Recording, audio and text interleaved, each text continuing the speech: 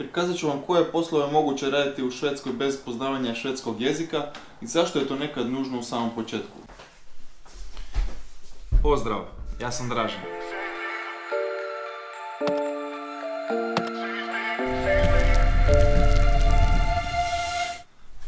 Gdje da probamo danas nešto novo, a? Tako je već bolje. Kad smo djevojka Aleksandra i ja dolazili u Švedsku kao EU državljani, rekli smo si radit ćemo šta god u početku. Vjerujem da ćete prepoznati sami sebe u ovoj rečenici ako namjeravate dolaziti u Švedsku ili u ono vrijeme kad ste dolazili u Švedsku. Oni koji su već godinama ovdje kažu pomalo, ne srljaj. Plati se prvo metle, pranje posuđa, u isto vrijeme uči jezik, sve će doći na red. Kasnije ćeš moći i da biraš poslove. To je u velikom postotku točno, zato bi se trebalo pripremiti da će u početku biti malo teže. Strpljivost i spremnost da će biti u početku malo teže, 2-3 godine dok se ne stane na noge, koliko je i nama trebalo. Svašta nešto se izdešavalo među vremenu, nikad ne ide onako kako se planira. Zato ćete često i čuti savjete dok se ne nauči švedski jezik, hvatite se metla i pranja posuđa. Iz tog razloga smo i napravili ovaj video koji će vam prikazati koje poslove možete raditi bez poznavanja švedskog jezika. Do to vrijeme krenete na SFI, švedski za imigrante.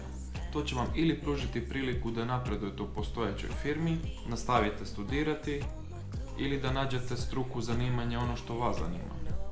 Šta god da odlučite, samo usporedno krenete sa školom za švedski jezik.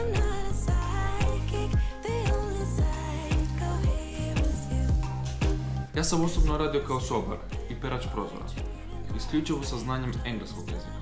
Tako da za ta dva zanimanja nije nužno znati švedski jezik. Ali sjećam se da je često bilo trenutaka kad sam se pitao šta to radim? Zašto to radim? Gdje sam to ja? Zar to moram raditi? Zapravo nije teško ako znate da je to samo jedna prolazna faza. Više o tome možete pogledati u ovoj kartici gore. Aleksandra je na početku krenula sa konobaranjem. Na razgovoru za posao rekla je da ne zna švedski jezik, ali da će ga naučiti po putu. Ako vi pokažete na razgovoru volju da ste spremni učiti, a iskreno kažete tipa ne znam, ali naučit ću, oni će svakako razmotriti tu opciju i ne znači nužno da će zatvoriti vrata. Tako je bilo nakon mjesec dana. Naučila je osnove koje su bile dovoljne da prethodno opravda svoje izrečene riječi. I sve to rezultiralo malom povišicom u veoma kratkom vremenskom roku. Trenutno radim kao kuhar, moj posao je pripremanje hrane, serviranje hrane i kuhanje. Moj posao nije pričanje. Zato sam naučio posao što se tiče kuhinje i meni je to dovoljno.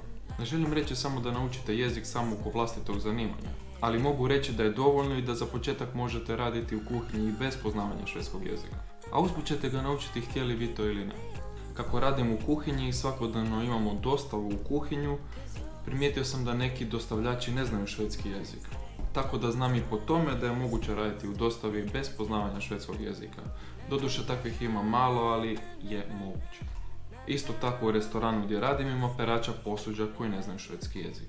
Pretpostavljam da je to jedan od najlakših poslova koje je moguće naći kao imigrant, ali isto tako jedan od najslabije plaćenih poslova. U istoj toj zgradi postoje čistači koji ne moraju poznavati švedski jezik, već je dovoljno da obavljaju svoj posao čistača. Čistači možda mrvicu malo više zarađuju od perača posuđa, ali opet je to jedan od najslabije plaćenih poslova u Švedskoj. Za pojedine poslove na građevini i skladištara sam načuo da je moguće raditi bez poznavanja švedskog jezika, ali ne uzimajte me 100% za riječ jer stvarno nisam siguran. Ovo su sve teški fizički poslovi i morate biti spremni da vas nešto ovako može čekati kada prvi put budete dolazili u Švedsku. Budite hrabri, više od svega budite strpljivi, jer kad tad ćete doći do onog posla kojem ćete vi zapravo uživati i onog posla koji ćete vi voljeti raditi svakodnevno. Ne ustručavajte nam se javiti, ako možemo pomoći ćemo savjetom jer tu smo za vas. Ako si prvi puta na ovom kanalu i na neki način su ti koristile ove informacije, pretplatite se jer uskoro dolaze nove informacije. A ovdje možete pogledati još videa sa informacijama o Švedskoj.